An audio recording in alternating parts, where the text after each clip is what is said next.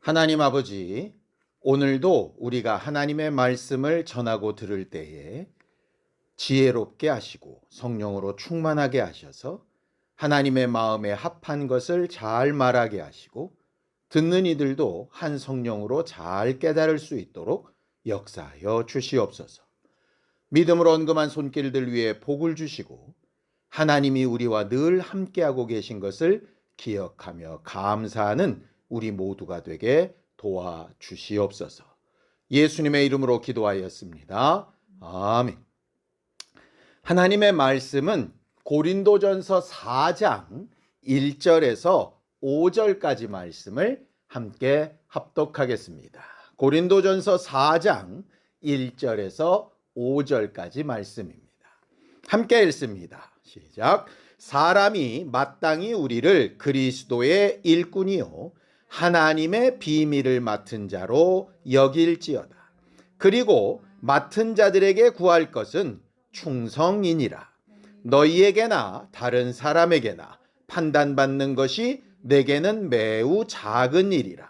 나도 나를 판단하지 아니하노니 내가 자책할 아무것도 깨닫지 못하나 이로 말미암아 의롭다함을 얻지 못하노라. 다만 나를 심판하실 이는 주시니라. 그러므로 때가 이르기 전 곧 주께서 오시기까지 아무것도 판단하지 말라. 그가 어둠에 감추인 것들을 드러내고 마음의 뜻을 나타내시리니 그때에 각 사람에게 하나님으로부터 칭찬이 있으리라. 우리 하나님은 모든 것을 자기의 계획과 뜻대로 만드시고 그것을 운행해 나아가시는 주관자가 되시는 분이십니다. 만들어 놓고 아무렇게나 살라 하시는 게 아니고 만드실 때부터 목적을 가지고 만드시고 그 목적에 합당하게 매 순간 인도해 나가시는 분이라는 뜻이죠. 그럼 우리는 뭐냐?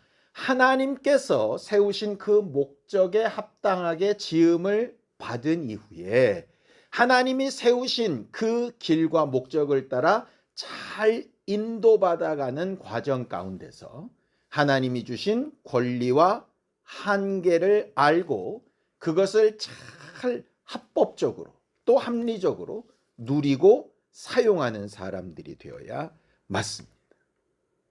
결국 하나님이 각각의 것을 만드실 때 그 쓰임에 합당하게 만드셨고 그 쓰임에 합당하게 제대로 잘 사용되어지는 것을 성경은 뭐라고 부르느냐 하면 의라고 부릅니다. 본래의 목적에 맞게 사용되었다라는 말이죠. 이를 통해서 하나님은 각각에게 필요한 일들을 주시고 또 거기에 맞는 능력과 권리도 주시는 분이십니다. 성경을 보죠. 시편 136편 8절에서 9절입니다. 해로 낮을 주관하게 하신 이에게 감사하라. 그 인자하심이 영원함이로다. 달과 별들로 밤을 주관하게 하신 이에게 감사하라. 그 인자하심이 영원함이로다. 무슨 얘기입니까? 하나님은 해에게 필요한 역할을 부여하셨고 달과 별에게는 또 각각의 역할에 맞는 것을 부여하셨다라는 말입니다. 성경에 보면 많은 천사가 있고 그 천사들 중에 천사장이 있는데 그 천사장들도 각각의 역할들이 따로 있었습니다. 특별히 루시엘이라고 하는 천사장은 가장 아름다운 천사장이고 뛰어난 천사장이었는데 그가 맡은 직분은 딱 하나였지요. 하나님의 이름을 찬양하는 도구였습니다. 하나님께서 영적 사람 아담을 만드셨을 때 그에게도 확실한 권한과 직분을 주셨죠. 에덴이라고 하는 동산에 지기로 만들어 놓으신 겁니다. 하나님께서 왕을 원하는 이스라엘 사람들에게 사울이라고 하는 왕을 허락하십니다. 그리고 그 왕의 한계를 이렇게 정해 두셨죠. 문제가 뭡니까? 루시엘이 하나님이 주신 권한과 한계를 벗어났을 때 타락하고 죄의 근원이 됩니다. 동산지기였던 아담이 그 동산을 제대로 잘 관리하지 못하고 주신 직분을 망각하여 변질되었을 때 죄가 세상에 들어왔다라고 그렇게 말을 합니다. 최초의 왕이었던 사울이 자기가 하지 말아야 될 한계를 넘어서서 사무엘이 해야 될 그 제사까지 자기가 스스로 행했을 때 결국은 망하게 되는 것들을 보게 되죠. 이 모든 사건들이 함께 얘기하는 것은 이것입니다. 하나님께서 각각의 피조물, 각각의 사람들에게 권한과 의무를 주셨고 그것을 잘 이루며 순종해 나가는 것이 의고 그 한계를 벗어나서 초월하는 것이 죄다라고 하는 그 말입니다. 그러니 우리가 뭘 알아야 되겠습니까? 그저 단순히 착하게 살자, 내 마음에 흡족하게 살자 해야 되는 게 아니라 그럼 하나님이 내게 주신 권한과 한계는 무엇인가? 라고 하는 것을 깨닫고 아는 것이 중요하겠죠. 하나님은 그럼 왜 이렇게 한계를 정해 놓으셨을까? 권한에 어떤 제한을 두셨을까? 성경은 그것도 분명히 얘기합니다. 사도행전 17장 26절에서 27절입니다. 인류의 모든 족속을 한 혈통으로 만드사 온 땅에 살게 하시고 그들의 연대를 정하시며 거주의 경계를 한정하셨으니 이는 사람으로 혹 하나님을 더듬어 찾아 발견하게 하려 하심이로되 그는 우리 각 사람에게서 멀리 계시지 아니하도다라고 그렇게 말하죠.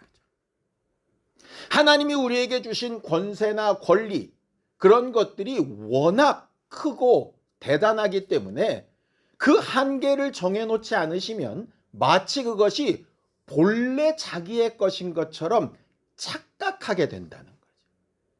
이런 겁니다. 우리는 믿음으로 살아가고 있기 때문에 하루하루의 삶이 하나님이 주신 권리고 우리에게 주신 선물이라고 인정합니다.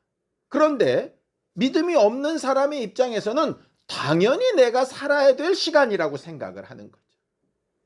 믿음 있는 사람 입장에서는 내게 주신 수입들이 내 임의로 얻은 것이 아니라 하나님이 허락하신 소득이라고 인정하는 겁니다. 그래서 그 한계의 일부인 11조를 하나님 앞에 드리는 거죠. 그런데 일반적인 사람들이 볼 때 이건 당연히 내 거야, 본래 내 거야 이렇게 생각하면 그것을 주신 분에 대한 기억은 없는 겁니다. 하나님이 능력이 없어서 한계를 정해 놓으신 것이 아니라 하나님을 더듬어 알라고 우리의 한계를 느껴야 이걸 주신 하나님이 계시구나 라고 하는 걸 깨달을 수 있기 때문에 하나님에 대한 지식과 지혜를 알라고 한계와 그 경계를 지어 놓으신 것이죠. 결국 이것을 허락하시고 주신 주인이 누구인가 하는 것의 문제입니다. 그래서 신앙생활은 두 가지를 분명하게 알아야 됩니다. 하나님이 내게 주신 권리가 과연 어디까지인가 라고 하는 것을 알아야 되고 그럼 주신 그 권리를 내가 어떤 목적으로 써야 하는가 하는 이 두 가지를 잘 알아야 될 필요가 있죠. 왜 이 두 가지를 알아야 되라고 하냐면 두 가지의 대표적인 사건 때문에 그렇습니다. 첫 번째 사건이 이겁니다. 누가복음 20장 9절에서 18절까지 보면 이런 비유가 있습니다.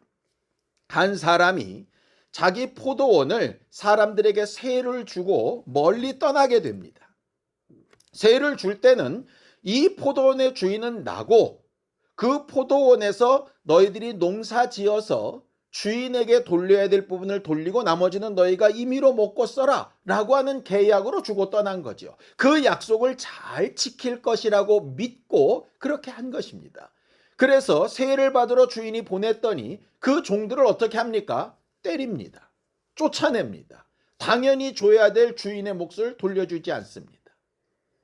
종들은 무시했지만 내 아들은 무시하지 않겠지 라고 자기의 아들을 보냈더니 어떻게 하죠?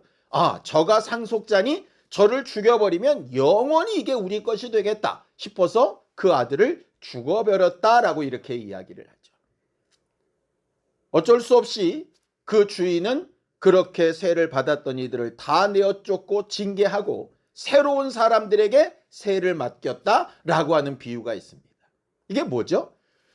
맡은 사람들이 그 맡겨진 권리의 한계를 모르고 초월하게 되면 있는 것도 빼앗기고 멸망당하게 된다라고 하는 그 말입니다. 우리가 하나님의 자녀인 것은 맞죠? 하나님의 자녀된 권세를 주신 것도 맞습니다. 그럼 그 하나님의 자녀된 권세라고 하는 것이, 성도의 권세라고 하는 것이 과연 그 한계가 어디까지인가? 목사의 한계는 어디까지이고 성도들의 한계는 어디까지인가? 그 권리를 제대로 알지 못하면 마치 자기 것이 아닌데 자기 것인 양, 자기 것인데 자기 것이 아닌 양 잘못 행동하게 되는 것이죠. 그러니 그 한계를 아는 것은 매우 중요합니다. 그런데 그 한계만 알았다고 중요하냐? 두 번째 비유가 있습니다. 마태복음 25장 14절에서 30절까지 보면 우리가 잘 아는 달란트의 비유가 있습니다. 주인이 떠나면서 종들에게 그 종들의 재능대로라고 이렇게 되어 있습니다. 5달란트, 2달란트, 1달란트를 주고 떠났습니다. 주인이 볼 때 이 사람은 5개를 감당할 만하겠다. 이 사람은 2개만큼 감당할 만하겠다. 이 사람은 하나 정도는 가능하겠다. 이렇게 했다는 것이죠. 문제는 언제 발생하죠? 1달란트 받은 사람이 1달란트 받은 권리를 잘 가지고 있다가 그대로 돌려준 것에서 문제가 발생했습니다. 왜냐? 그 한계를 지킨 건 잘했는데 그 한계가 있는 권리를 줬을 때 목적이 있었다는 거죠.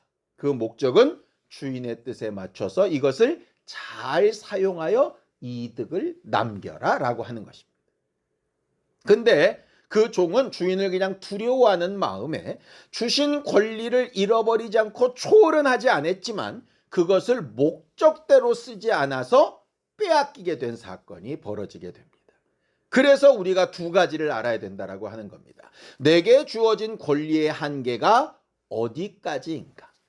그리고 그 권리의 한계를 분명히 알았다면 나는 그것을 주인의 목적대로 잘 사용하고 있는 것이 맞는가? 이 2가지를 우리한테 항상 물어야 하는 겁니다.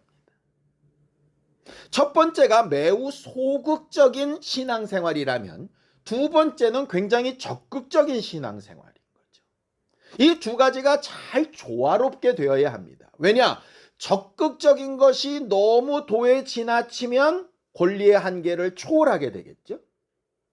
또 소극적인 것이 너무 지나치면 본래의 목적과 무관하게 그냥 아무것도 안 하는 사람이 되어버리고 맙니다. 그러니 우리가 신앙생활할 때 우리의 한계를 분명히 알고 그 안에서 목적대로 최선을 다할 수 있도록 지혜를 구하고 영감을 구하는 건 매우 중요한 일입니다. 우리가 축복의 통로가 되는 삶을 살 때 우리 자신이 축복 자체가 될 수는 없지요. 그러나 축복의 통로로서 그 축복을 잘 전달하는 도구는 적극적으로 해야 되지 않겠습니까? 그러니까 내가 진짜로 전해야 될 복은 뭐고 그 목적에 맞게 나는 잘 사용되고 있나? 라고 하는 것을 잘 돌아보는 지혜가 우리 모두에게 있게 되기를 예수님의 이름으로 축원합니다. 하나님이 그렇다면 우리한테 맡기신 것은 뭐고 우리는 그걸 가지고 뭘 어떻게 해야 될까? 오늘 본문에 나와 있는 게 바로 그 부분입니다. 고린도전서 4장 1절에서 2절입니다. 사람이 마땅히 우리를 그리스도의 일꾼이요 하나님의 비밀을 맡은 자로 여길지어다. 그리고 맡은 자들에게 구할 것은 충성이니라 라고 이렇게 말하죠. 예수께서 아버지의 일꾼으로 오셔서 일하셨듯이 우리는 그리스도의 일꾼으로 부르셨다라고 이렇게 되어져 있죠. 결국 우리가 해야 되는 목적이 뭐냐? 일꾼이라는 겁니다. 일하는 존재라는 겁니다. 신앙생활은 그래서 일하는 겁니다. 어떤 일을 해야 될지 그건 이제 찾아야 될 문제이고 어쨌든 가만히 앉아있는 존재가 아니라 일해야 되는 존재라는 겁니다. 우리는 신앙생활을 하면서 과연 일하고 있나요? 하나님이 우리에게 갚아주실 상급과 면류관을 위해서 뭔가를 일하고 있어야 된다는 거죠. 근데 일을 할 때 뭘 가지고 일을 하느냐? 하나님의 비밀을 맡아 일해야 한다. 이렇게 되어져 있습니다. 우리한테 맡겨진 것이 있는데 그 맡겨진 것이 하나님의 비밀이라는 거죠. 루시엘에게 찬양이라는 것이 맡겨졌던 것처럼 아담에게 에덴이라고 하는 동산이 맡겨졌던 것처럼 말이죠. 우리한테 맡겨진 건 하나님의 비밀이다. 이렇게 되어져 있습니다. 그럼 이제 하나님의 비밀이 뭔지를 알아야 되지 않겠습니까? 골로새서 1장 26절에서 27절입니다. 이 비밀은 만세와 만대로부터 감추어졌던 것인데 이제는 그의 성도들에게 나타났고 하나님이 그들로 하여금 이 비밀의 영광이 이방인 가운데 얼마나 풍성한지를 알게 하려 하심이라. 이 비밀은 너희 안에 계신 그리스도시니 곧 영광의 소망이니라 라고 이렇게 이야기합니다. 이 말씀을 들어서 많은 사람들이 하나님의 비밀이 뭐냐? 예수 그리스도다 이렇게 이야기하죠. 틀린 말이 아닙니다. 그럼 예수 그리스도가 비밀이라는 게 도대체 무슨 의미인가도 생각해 봐야 되지 않겠습니까? 2024년 전에 태어나신 이스라엘에 태어난 그분이 예수시다. 그걸 아는 게 비밀이란 얘기입니까? 아니면 그 예수가 하나님의 아들이라고 아는 게 비밀이란 얘기일까요? 다 포함해서 결국 뭐냐? 죄 없으신 하나님의 독생자가 죄 있는 우리를 대신해서 죽으셔서 당연히 멸망받아야 될 죄인인 우리가 살 길을 얻었다. 이게 비밀입니다. 여러분, 은행에 가면 통장에서 돈을 찾을 때에 비밀번호를 요구하지요. 통장 안에 분명히 돈이 있습니다. 그 돈을 합법적으로 꺼낼 수 있는 권리가 어디에 있습니까? 그 비밀번호에 있습니다. 그러니 그 비밀번호 아무에게나 함부로 가르쳐주지 말라 그러지 않습니까? 결국 내가 가진 그 비밀이라고 하는 건 천국 문을 열 수 있는 비밀이라는 뜻입니다. 우리에게 맡기신 게 그 비밀입니다. 예수 그리스도께서 우리를 대신하여 죽고 부활하심으로 우리가 죄인이지만 하나님의 나라에 들어갈 수 있는 구원받을 수 있는 길이 열렸다라고 하는 것이 비밀이죠. 그 비밀을 우리한테 어떻게 하셨다는 뜻이냐? 맡겨두셨다는 얘기입니다. 근데 여러분 잘 보십시오. 그 비밀을 우리에게 주셨다가 아니라 맡겨두셨다 이렇게 이야기합니다. 이게 무슨 뜻이죠? 맡겨두셨다는 얘기는 다시 달라고 하시는 날이 있다는 얘기입니다. 내게 아예 주셨으면 이걸 내 마음대로 쓰든지 말든지 버리든지 할 수 있습니다. 그런데 맡겨두신 건 잘 지키고 목적에 맞게 잘 사용해서 다시 돌려달라 하실 때 돌려드릴 수 있어야 한다는 얘기예요. 결국 하나님이 요구하실 때 내놓을 수 있어야 한다는 뜻입니다. 결국 내가 이미 오래전에 예수 그리스도의 복음으로 구원을 받았을지라도 그 구원받은 믿음을 하나님이 요구하실 때 다시 내어놓을 수 있어야 한다는 말입니다. 그리고 하나님이 언제 어디서나 네가 구원받은 증거나 네가 내게 속한 증거가 뭐냐고 할 때 반드시 내보일 수 있는 자격증이어야 된다는 뜻이에요. 그렇게 우리가 사용하고 있는가라고 하는 말이죠. 그리고 그것을 나만 가지고 있는 것이 아니라 다른 사람들에게도 전하고 있는가라고 하는 거예요. 그러니까 이렇게 되는 겁니다. 예수 그리스도의 비밀을 알았느냐? 그럼 어떤 사람이냐? 구원받은 사람이다 이 말입니다. 그럼 구원받은 사람이란 뜻은 뭐냐? 그 비밀을 맡겨놓으신 사람이라는 얘기입니다. 맡겨놨다는 얘기는 그 목적에 맞게 사용해야 되는 사람이라는 뜻입니다. 근데 우리는 대부분 예수 믿었으니 구원받았다라고 멈춰버리는 거예요. 하나님의 자녀된 권세를 받았다라고 멈춰버리는 거죠. 아까 말씀드렸죠? 비유 두 가지가 있었는데 하나는 우리에게 주신 권리의 한계가 뭔가를 아는 거라 그랬습니다. 두 번째는 그 주신 권리를 목적에 맞게 잘 사용하고 있는가에 문제가 있다 그랬습니다. 우리는 분명히 예수를 믿고 구원을 받았으니 어떤 부분은 확실하냐? 첫 번째는 확실합니다. 우리의 죄 때문에 지옥 가는 게 아니라 예수 그리스도의 은혜로 구원을 받았다. 하나님의 자녀된 권세를 가졌다라는 한계는 분명히 아는 사람인 게 맞습니다. 이제 두 번째, 그 권세를 본래의 뜻대로 맡아 잘 사용하고 있는가의 문제인 거죠. 결국 여기서 문제가 생기는 겁니다. 축복의 통로가 뭡니까? 하나님이 주신 복을 내게 멈춰두는 것이 아니라 흘려보내는 거잖아요. 내게 맡기신 그 비밀을 내가 누리는 것에서 끝나는 게 아니라 전달하는 거잖아요. 어떤 방식을 통해서든 그것을 하고 있느냐 하는 것이죠. 그렇지 않으면 우리는 누구처럼 되느냐? 한 달란트 받은 사람처럼 묻어둔 사람이 되고 마는 겁니다. 비밀을 맡았다는 사실은 인정하는데 하나님의 일꾼으로 쓰고 있지는 않은 사람이 되고 마는 겁니다. 결국 절반밖에 안 하고 있는 사람이라는 거죠. 예수께서 우리에게 이렇게 말씀하십니다. 누가복음 22장 29절에서 30절입니다. 내 아버지께서 나라를 내게 맡기신 것 같이 나도 너희에게 맡겨 너희로 내 나라에 있어 내 상에서 먹고 마시며 또는 보좌에 앉아 이스라엘 12지파를 다스리게 하려 하노라 라고 이렇게 이야기합니다.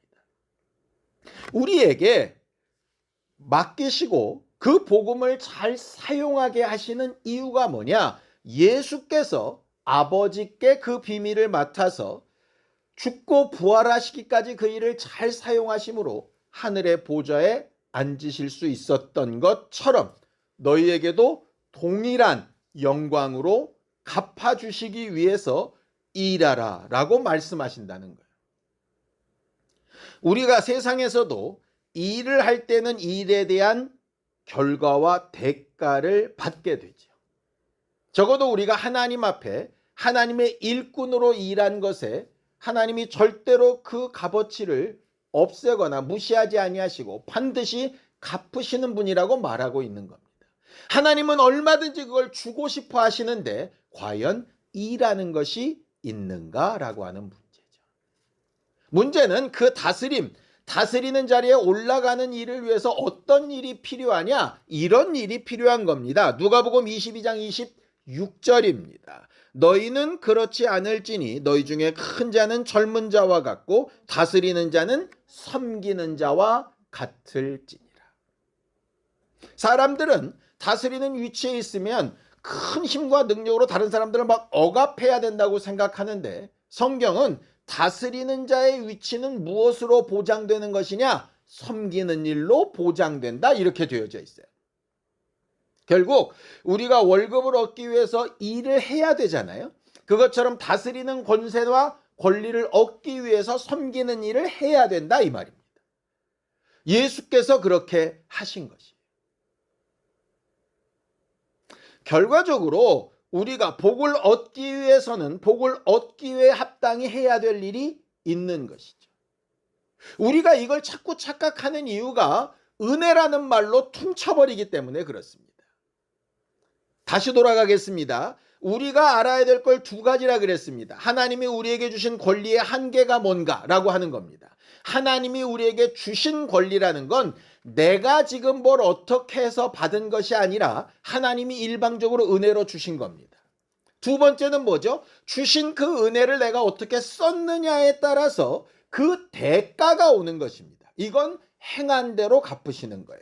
결국 성경은 계속해서 두 가지를 얘기하는 겁니다. 선물로 거저 주시는 부분이 있고 거저 주신 그 부분을 어떻게 사용하고 일했느냐에 따라서 행위에 따라 갚아주시는 부분이 있다라고 계속 얘기하는데 이걸 적당히 섞어가지고 우리가 필요한 때 필요한 것만 취사선택을 하는 거죠.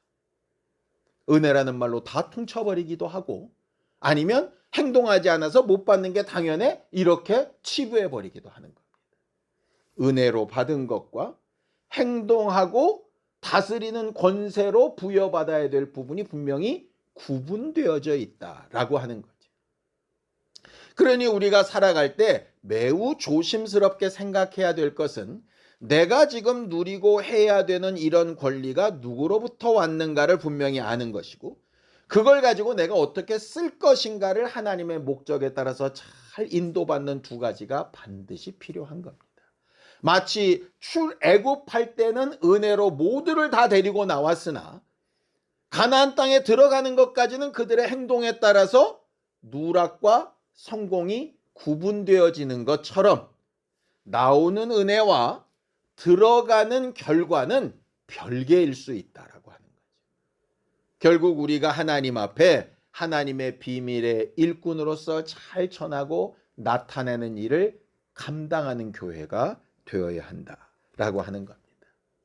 이 일을 해나가는 데 있어서 많은 사람들이 왜 저렇게 하지? 저렇게밖에 못하나? 저 사람은 왜 나랑 다르지? 이렇게 함부로 판단하고 말할 수 있을 겁니다.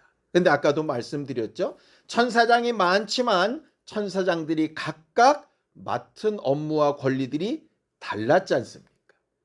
12명의 제자들이 있었지만 제자들이 다 똑같은 일을 한 것만은 아니지 않습니까? 공통적인 일도 있지만 각각 다른 업무들도 맡아 가질 수 있었죠. 그러니 어떤 형태로는 신앙인들이 다 비슷한 모습을 가지기도 하지만 실제로 일해 나가는 과정 가운데 상황이나 환경이나 형편이나 사람에 따라서 하나님이 주신 것이 다를 수 있는 거죠.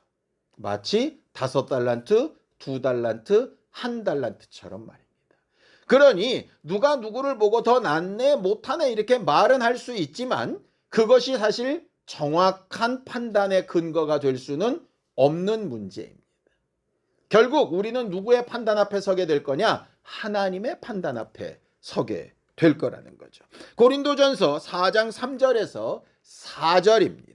너희에게나 다른 사람에게나 판단받는 것이 내게는 매우 작은 일이라. 나도 나를 판단하지 아니하노니 내가 자책할 아무것도 깨닫지 못하나 이로 말미암아 의롭다함을 얻지 못하노라. 다만 나를 심판하실 이는 주시니라 그렇게 되어져 있습니다. 이 말은 남들이 뭐라고 하든 다 싸그리 무시해라. 사회적인 평판이나 윤리나 도덕적인 판단은 무시해도 좋다. 이런 뜻이 아닙니다. 그런 판단들이 분명히 있을 수 있고 심지어 내가 내 자신을 판단할 수도 있고 스스로 의롭다 할 수도 있으나 그런 것들은 아무런 능력이 되지 않는다는 말입니다.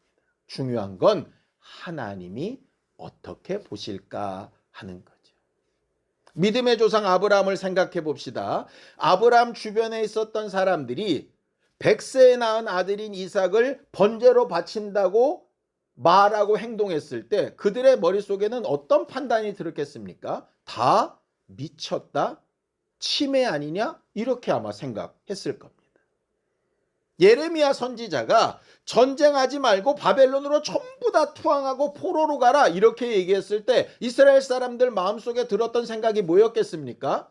매국노, 배신자, 당연히 그렇게 생각하지 않았겠습니까? 자기 아들이 십자가에 달려 죽어가는데 그걸 막 쳐다만 보고 있는 마리아를 보면서 사람들은 뭐라고 손가락질했겠습니까? 아니 자기 뱃속으로 난 아들이 하나님의 아들이라고 얘기하고 동정역에서 났다고 얘기하는데 저렇게 보고 있는데 어쩌면 저렇게 뻔뻔할 수 있냐고 당연히 그렇게 얘기하지 않았겠습니까? 베드로가 성령 충만해서 복음을 전할 때 그가 3번 예수를 부인한 걸 봤던 사람들의 입장에서 뭐라고 얘기했겠습니까? 저렇게 과거에 자기 죄도 인정하지 않으면서 뭐 대단한 수제자인 것처럼 저렇게 하느냐고 당연히 판단하지 않았겠어요? 열심히 특심이라 유대인들을 대표해서 예수 믿는 사람들을 잡아 죽이던 바울이 갑자기 변해가지고 예수의 복음을 전할 때 유대인들, 바리새인들 입장에서 그는 뭐였겠습니까? 변절자이고 반역자고 아니면 믿음에서 떠난 이상한 이단에 빠진 사람 아니었겠습니까? 그렇게 판단할 수 있다는 거예요. 그게 옳다 그르다의 문제가 아니라 남들은 우리에 대해서 뭐라고 얘기할 수 있다는 거예요. 왜? 각각 자기들의 기준으로 판단할 테니까요. 반대로 우리도 그렇게 하고 있을 겁니다. 우리도 우리들의 기준에 저 사람은 이렇고 저 사람은 어떻고 분명히 말할 수 있을 겁니다. 그게 옳다 그르다의 문제가 아니라 당연히 그럴 수 있다는 거죠. 그런데 문제는 그런 판단이 아무런 능력이 없다는 거예요. 하나님이 그걸 인정하실 거냐 아니냐의 문제인 거죠. 하나님의 비밀을 맡은 자로서 어떤 사람은 예루살렘에서, 어떤 사람은 이방인에게로, 어떤 사람은 감옥에서 일찍 죽는 것으로, 어떤 사람은 유배된 섬에서 오래 살면서 각각의 모양으로 맡겨진 비밀을 지키고 전하고, 하나님이 다시 돌려달라 하실 때 내 보이는 것이 중요한 것이지 그의 과정들이 어땠나, 누가 더 나았나 하는 것이 중요한 판단 기준이 아니라는 얘기입니다. 우리가 우리 사랑하는 자들, 특별히 우리 자손들에게 축복의 통로를 전하며 축복의 통로가 돼야 될 텐데, 우리가 전해야 될 게 과연 뭘까? 이렇게 하면 성공한다, 저렇게 하면 잘 살 수 있다, 뭐 그렇게 말할 수 있겠죠. 그런데 더 중요한 건 각자가 주어진 상황과 환경에서 하나님이 주신 권리를 분명히 알고, 그 권리를 하나님의 뜻에 맞게 내게 주신 일을 잘 사용할 수 있는 사람으로 커갈 수 있도록 가르치고 인도하는 것, 그것만큼 더 중요한 게 뭐가 있겠는가 하는 것이죠.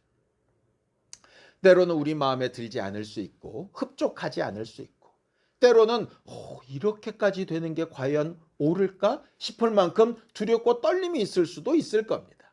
그런데 우리가 스스로 계속 우리 자신을 돌아보며 주지해야 될 것은, 하나님이 주신 권리 안에 있는 일인가? 하나님이 주신 권리를 가지고 내가 제대로 된 목적에 따라서 잘 사용하고 있는가? 이 두 가지를 우리 스스로에게 계속 물어보고 우리 자신을 계속 수정해 나갈 수 있는 그런 교회가 되기를 예수님의 이름으로 축원합니다.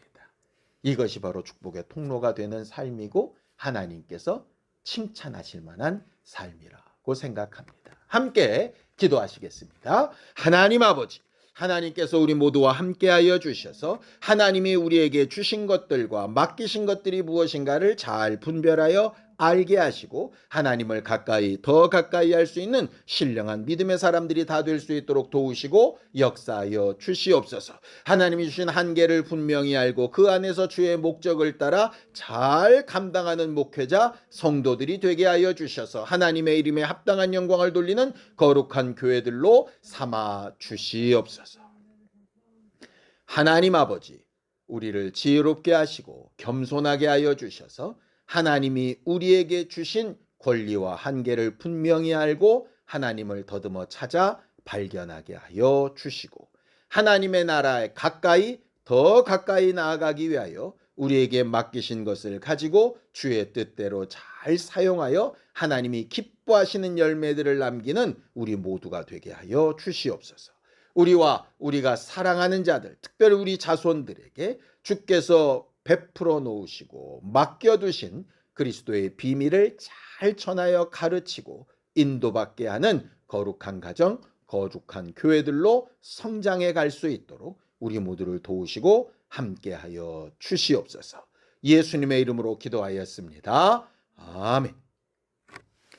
이제는 우리 주 예수 그리스도의 은혜와 하나님 아버지의 극진하신 사랑과 성령님의 감동하시고 함께하시는 분명한 증거가 하나님의 비밀을 잘 알고 제대로 전하기를 원하는 우리 모두 위에 이제로부터 영원까지 함께 있을지어다. 아멘.